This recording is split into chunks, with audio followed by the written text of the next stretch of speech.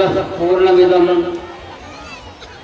पूर्णात् पूर्णमुदच्यते पूर्णस्य पूर्णमादाय पूर्णमेवावशिष्यते। ओम शांति शांति शांति। असतो मा सद्गमय तमसो मा ज्योतिर्गमय मृत्योर्मा अमृतंगमय। ओम शांति शांति शांति।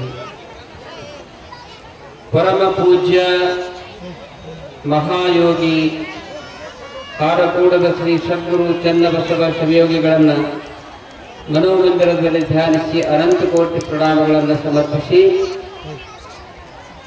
ಈ ಭಾಗದ ನಮ್ಮ ನಿಮ್ಮೆಲ್ಲರ ಆರಾಧ್ಯ ದೇವರಾಗಿರುವಂತಹ ಶ್ರೀ ರಾಮಲಿಂಗ ದೇವರನ್ನ ಹೃದಯ ಮಂದಿರದಲ್ಲಿ ಧ್ಯಾನಿಸಿ ಅನಂತ ಕೋಟಿ ಪ್ರಣಾಮಗಳನ್ನು ಸಮರ್ಪಿಸಿ ವಿಶ್ವಜ್ಯೋತಿ ಮಹಾಮಾನವತಾವಾದಿ ಮಹಾತ್ಮ ಬಸವೇಶ್ವರರ ಶ್ರೀಚರಣಕ್ಕೆ ವಂದಿಸಿ ಜಗದಾದಿ ಜಗದ್ಗುರು ಪಂಚ ಆಚಾರ್ಯರಿಗೆ ವಂದಿಸಿ ಇಂದಿನ ಪ್ರಾಚೀನ ಕಾಲದಿಂದಲೂ ಕೂಡ ನಡೆದು ಬಂದಿರುವಂತಹ ಸುಕ್ಷೇತ್ರ ಮುಘಾ ಗ್ರಾಮದ ರಾಮಲಿಂಗೇಶ್ವರರ ಜಾತ್ರಾ ಮಹೋತ್ಸವದ ಈ ಪವಿತ್ರ ಪರ್ವಕಾಲದಲ್ಲಿ ತೃತೀಯ ರಥೋತ್ಸವದ ಈ ಶುಭ ಸಂದರ್ಭದಲ್ಲಿ ಆಗಮಿಸಿ ದಿವ್ಯ ನೇತೃತ್ವವನ್ನು ವಹಿಸಿರುವಂತಹ ನಮ್ಮ ಭಾಗದಲ್ಲಿ ಅತ್ಯಂತ ಕ್ರಿಯಾಶೀಲ ಸಂತರಾಗಿ ಪ್ರವಚನಕಾರರಾಗಿ ವಾಗ್ಮಿಗಳಾಗಿ ಮತ್ತು ಅನೇಕ ಜನರಿಗೆ ದುಶ್ಚಟಗಳನ್ನು ಬಿಡಿಸುತ್ತಿರುವಂತಹ ಪರಮ ಪೂಜ್ಯ ಬಸವಲಿಂಗ ಅವಧೂತರ ಶ್ರೀಪಾದಕ್ಕೆ ವಂದಿಸಿ ಆತ್ಮೀಯರು ಅನುಭಾವಿಗಳು ನಮ್ಮ ಶಿಷ್ಯರು ಆಗಿರುವಂತಹ ಪರಮ ಪೂಜ್ಯ ನರ್ನಾಳದ ಸರಸ್ಥಲ ಬ್ರಹ್ಮಿ ಶಿವಕುಮಾರ ಶಿವಾಚಾರ್ಯರಿಗೆ ವಂದಿಸಿ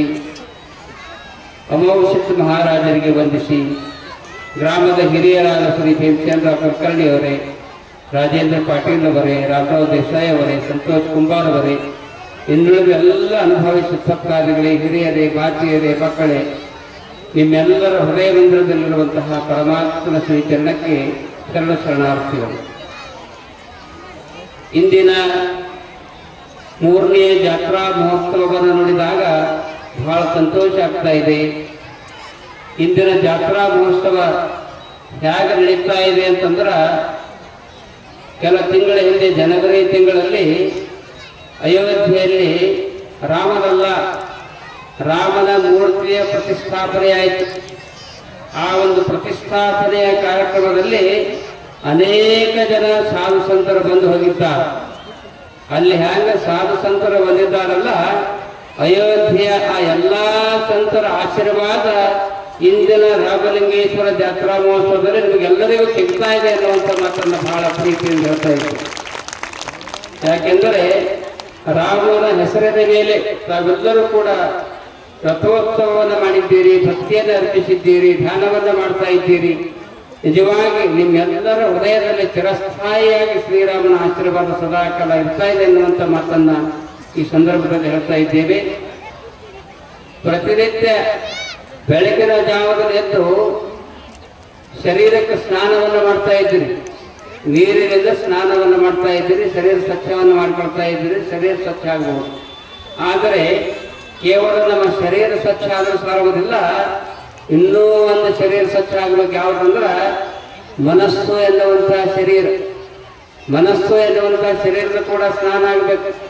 ಯಾವ ಸ್ನಾನ ಅಂದ್ರೆ ರಾಮಲಿಂಗೇಶ್ವರರ ಸನ್ನಿಧಿಯಲ್ಲಿ ನಿಮ್ಮ ಮನಸ್ಸಿನ ಅಜ್ಞಾನವನ್ನು ಕಳೆದು ಸುಜ್ಞಾನದ ದಿವ್ಯ ದರ್ಶನ ಎಲ್ಲಿ ಆಗ್ತಾ ಇದೆ ಅಂದ್ರೆ ಅದು ರಾಮಲಿಂಗೇಶ್ವರರ ಜಾತ್ರಾ ಮಹೋತ್ಸವದಲ್ಲಿ ಆಗ್ತಾ ಇದೆ ಅನ್ನುವಂಥ ಮಾತನ್ನ ಪ್ರೀತಿಯಿಂದ ಹೇಳ್ತಾ ಇದ್ದಾರೆ. ಅನುಭಾವಿ ಸಂತರು ಒಂದ್ ಕಡೆ ಹೇಳ್ತಾ ಇದ್ದಾರೆ, ಈ ಎಲ್ಲ ಪಟ್ಟಣಕ್ಕೆ ಹೋದಾಗ ಬೇರೆ ಬೇರೆ ಸುಂದರವಾದಂತಹ ಮನೆಗಳನ್ನು ಕಟ್ಟಿರ್ತಾ ಇದ್ದಾರೆ. ಪಟ್ಟಣದಲ್ಲಿ ಮನೆಗಳಿಗೆ ಹೋದಾಗ ಮೊಟ್ಟ ಮೊದಲನೇದಾಗ ಆ ಮನೆಯ ಹಾಲಿನಲ್ಲಿ ಹೋದಾಗ ನೀರಿರ್ತಂದ್ರ ಸುಂದರವಾದಂತಹ ಒಂದು ಟಿವಿ ಸೆಟ್ ಇರ್ತದೆ. ಟಿವಿ ನೋಡ್ತಿರ್ತೀವಿ. ಸ್ವಲ್ಪ ಒಳಗೆ ಹೋದ್ರಂದ್ರೆ ಒಂದು ಟೀ ಸೆಟ್ ಇರ್ತದೆ. ಅಷ್ಟೇ ಅಲ್ಲ, ಮೊಬೈಲ್ ಸೆಟ್ ಇರ್ತದೆ. ಎಲ್ಲಾ ಸೆಟ್ಗಳಿರ್ತಾವ. ಆದ್ರೆ ಅವರ ಮನಸ್ಸು ಮಾತ್ರ ಅಪ್ಸೆಟ್ ಆಗ್ತದೆ. ಅಪ್ಸೆಟ್ ಅಂದ್ರೆ ಅವ್ರಿಗೆ ಶಾಂತಿ ಇರುವುದಿಲ್ಲ. ಯಾಕೆ ಶಾಂತಿ ಇರೋದಿಲ್ಲ ಅಂದ್ರೆ ಆ ಪಟ್ಟಣದ ಬಹಳ ಜನರಿಗೆ ಎಲ್ಲ ಅನುಕೂಲತೆ ಸೌಲಭ್ಯಗಳಿದ್ರೂ ಕೂಡ ಯಾಕೆ ಶಾಂತಿ ಇರುವುದಿಲ್ಲ ಅಂದ್ರೆ ಪ್ರತಿಯೊಬ್ಬರ ಜೀವನದಲ್ಲಿ ಟೆನ್ಷನ್ ಇರ್ತದೆ. ಟೆನ್ಷನ್ಗೆ ಯಾವ್ದು ಮೆಡಿಸಿನ್ ಇಲ್ಲ. ಟೆನ್ಷನ್ಗೆ ಯಾವ್ದು ಮೆಡಿಸಿನ್ ಅಂದ್ರೆ ರಾಮಲಿಂಗೇಶ್ವರನ ಧ್ಯಾನ ಮಾಡಿದ್ರೆ ನೀವೆಲ್ಲ ಟೆನ್ಷನ್ ದೂರ ಆಗ್ತಾ ಇದೆ ಅನ್ನುವಂಥ ಮಾತನ್ನು ನಮ್ಮ ಸಾಧುಗಳು ಹೇಳ್ತಾರೆ. ಆ ದಿಶೆಯಲ್ಲಿ ತಾವೆಲ್ಲರೂ ಕೂಡ ಈ ರಥೋತ್ಸವದ ಪವಿತ್ರ ಪರ್ವಕಾಲಕ್ಕೆ ಬಂದಿದ್ದೀವಿ. ರಥವನ್ನ ಯಾಕೆ ಎಳಿತಾ ಇದ್ದಾರೆ ಅಂತಂದ್ರೆ ಅನುಭಾವಿಗಳು ಹೇಳ್ತಾ ಇದ್ದಾರೆ, ಈ ಶರೀರವೇ ಒಂದು ರಥ, ಬುದ್ಧಿಯೇ ಸಾರಥಿ, ಮನಸ್ಸೇ ಹಗ್ಗ, ಇಂದ್ರಿಯಗಳೇ ಕುದುರೆಗಳು, ವಿಷಯಗಳೇ ಮೇಯ್ತಕ್ಕಂಥ ಹೊಲಗಳು, ಆತ್ಮನೇ ರಥದಲ್ಲಿ ಕುಳಿತಿರುವಂಥ ಯಜಮಾನ. ಈ ಆತ್ಮ ಪರಿಶುದ್ಧ ಆಗಬೇಕಾದ್ರೆ, ನಿಮ್ಮೆಲ್ಲರ ಆತ್ಮ ಪರಿಶುದ್ಧ ಆಗಬೇಕಾದ್ರೆ ಜೀವನದ ಜಂಜಳದಲ್ಲಿ ನೀವೆಲ್ಲರೂ ಕೂಡ ಹೆಂಡತಿ, ಮಕ್ಕಳು, ಮೊಮ್ಮಕ್ಕಳು, ಹೊಲ ಮನೆ, ಸಂಸಾರ, ನಂದು ಅಂತ ತಿಳ್ಕೊಂಡು ನೀವೆಲ್ಲರೂ ಆಸೆಯನ್ನು ವ್ಯಕ್ತಪಡಿಸ್ತಾ ಇದ್ದೀರಿ. ಸ್ವಾರ್ಥ ಭಾವನೆ ನಿಮ್ಮಲ್ಲಿ ಕೆಲವರಲ್ಲಿ ಇರಬಹುದು. ಆದರೆ ಸ್ವಾರ್ಥ ಭಾವನೆ ಎಲ್ಲವೂ ಕೂಡ ಕಡೆಗಣಿಸಿ ನಿಸ್ವಾರ್ಥ ಭಾವನೆಯಿಂದ, ಹೇ ದೇವ, ನಮ್ಮಲ್ಲಿ ಏನದ, ನಮ್ಮ ಹತ್ತಿರ ಏನದ, ಇದು ನಶ್ವರವಾಗಿರ್ತಕ್ಕಂಥ ಸಂಪತ್ತು, ಶಾಶ್ವತವಾದಂತಹ ಒಂದು ಸಂಪತ್ತು ನಮಗೆ ಬೇಕಾಗಿದೆ. ಶಾಶ್ವತವಾದಂಥ ಮತ್ತು ಜೀವನದ ಕೊನೆಯ ಉಸಿರಿನವರೆಗೂ ಬರ್ತಕ್ಕಂಥ ಸಂಪತ್ತು ಯಾವುದಾದ್ರೂ ಇದ್ರೆ ಅದು ರಾಮಲಿಂಗೇಶ್ವರರ ಆಶೀರ್ವಾದ ಎನ್ನುವಂಥ ಸಂಪತ್ತು ಜೀವನದ ಕೊನೆಯ ಉಸಿರಿನವರೆಗೂ ಕೂಡ ಬರ್ತದೆ.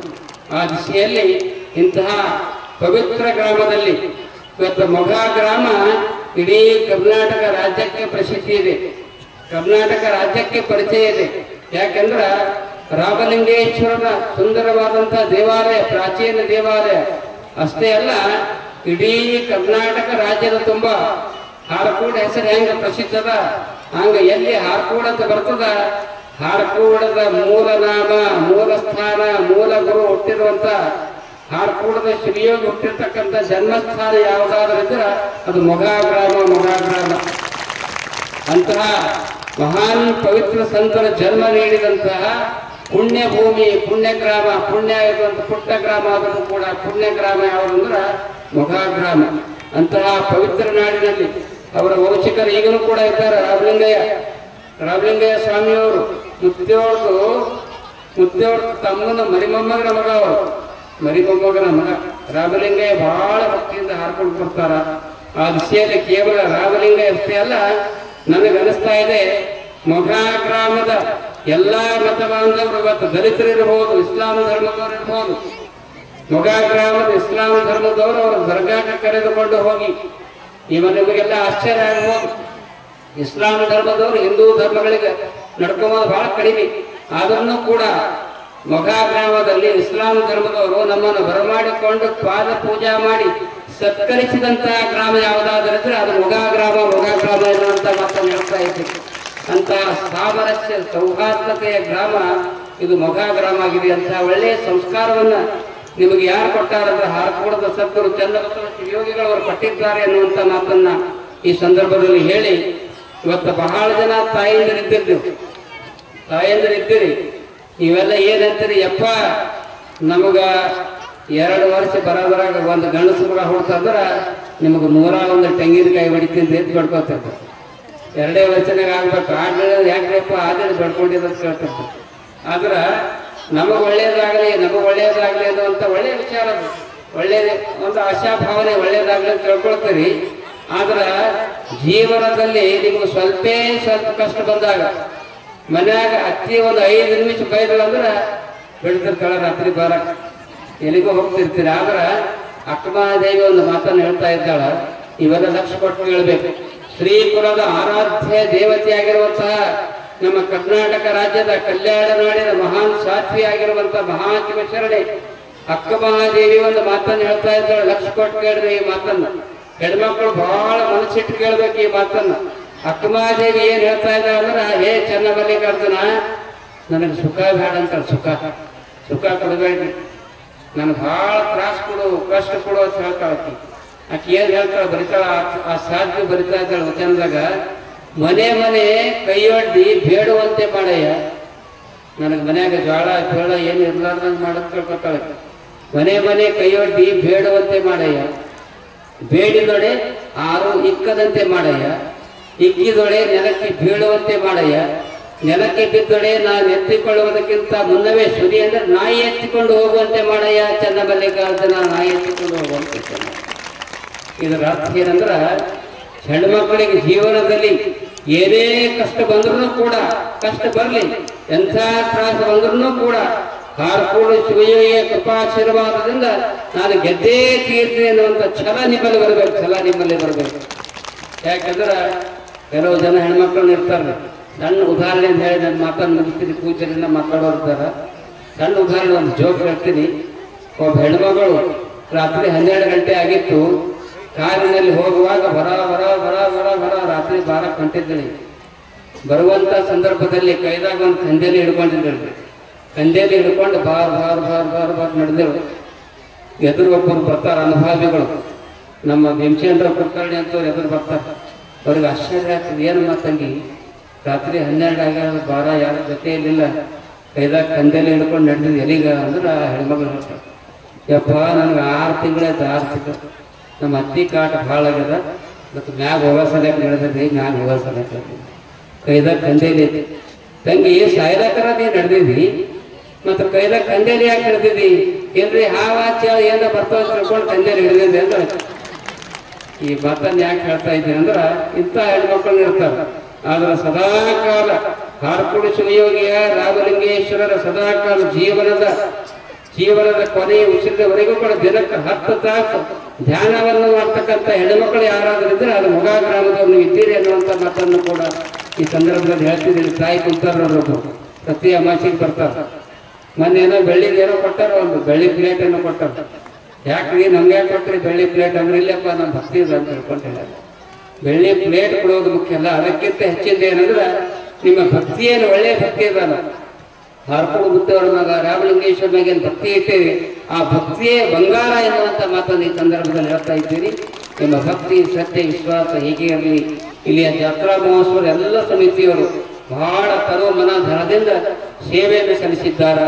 3ನೇ ವರ್ಷದ ಜಾತ್ರಾ ಮಹೋತ್ಸವ ಇದು ಕೇವಲ 3 ವರ್ಷ ನಡೆಯುವಂಥ ಜಾತ್ರಾ ಮಹೋತ್ಸವ ಅಲ್ಲ, 300 ವರ್ಷಗಳ ಪರ್ಯಂತರವಾಗಿ ಆದರೂ ಕೂಡ ಈ ಜಾತ್ರಾ ಮಹೋತ್ಸವ ಹೀಗೆ ಮುಂದುವರಿಯಲಿ, ರಥೋತ್ಸವ ಮುಂದುವರಿಯಲಿ ಅನ್ನುವಂಥ ಮಾತನ್ನು ಈ ಸಂದರ್ಭದಲ್ಲಿ ಹೇಳಿ, ಈ ಜಾತ್ರಾ ಮಹೋತ್ಸವಕ್ಕೆ ತರೋ ಮನ ಧನದಿಂದ ಯಾರು ಸೇವೆಯನ್ನು ಮಾಡಿದ್ದೀರಿ ಅವರೆಲ್ಲರಿಗೂ ಕೂಡ ಶ್ರೀಗಳ ಆಶೀರ್ವಾದ ಸದಾ ಇರಲಿ ಅಂತ ಶುಭ ಹಾರೈಸಿ 2 ಮಾತುಗಳನ್ನು ಮುಗಿಸ್ತಾ ಇದ್ದಾರೆ.